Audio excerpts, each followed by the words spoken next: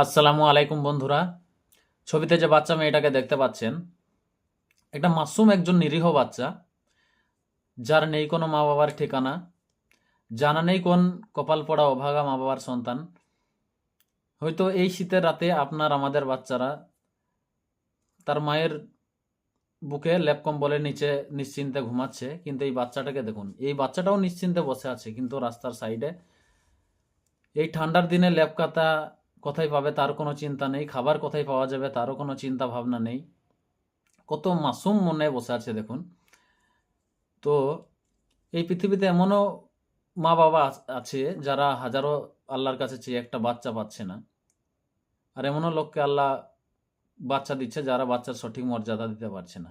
তো বাচ্চাটাকে লাশ বেলায় খেতে দেওয়া হলো, তো দেখুন কত মাসুম মনে নিশ্চিন্ত মনে খাবার খাচ্ছে। ঘড়িতে হয়তো দেখতে পাচ্ছেন এখন রাত্রি 3:35। তো তাকে জিজ্ঞেস করা হলো, তুমি কি তোমার নিজের বাড়ি যাবে না? তো বাচ্চাটা বলছে, না, এইটাই তো আমার নিজের বাড়ি, কোথায় যাব?